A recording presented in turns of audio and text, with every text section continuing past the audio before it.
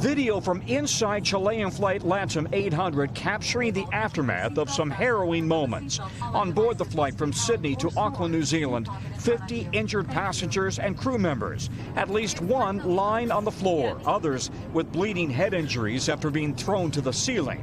13 sent to area hospitals. In a statement, the airline says the plane experienced a strong shake during flight, the cause of which is currently under investigation. On FlightAware, LATAM 800 is shown flying at 41,000 feet when its altitude reading is suddenly lost for roughly an hour and 10 minutes, then reappearing as the plane approaches Auckland. You can be sure that investigators are going to be downloading and then analyzing that flight data recorder, as well as the memory on the flight control computers that control the flight controls for this airplane. The Boeing 787 was supposed to fly on to Santiago after stopping in Auckland.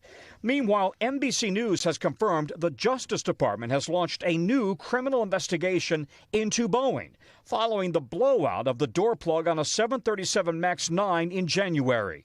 The NTSB has determined the plane left the Boeing plant without 4 critical bolts that hold the plug in place. Among the questions, does Boeing's admitted quality control breakdown violate a previous agreement with Justice after 2 fatal Boeing MAX 8 crashes killed 346 people? A scathing FAA audit found Boeing failed to comply with its own quality control procedures. We're working with Boeing and demanding that they come up with a very detailed plan within the next 90 days to fix the quality issues that are out there. And Tom, last week the NTSB accused Boeing of not cooperating in the MAX 9 investigation, but Boeing, I understand, has now handed over some more information. Yeah, that's right. The NTSB says Boeing has now provided the names of 25 people who worked on that door plug before it was installed on the fuselage, but it's possible the work was never documented as required by the FAA, Lester.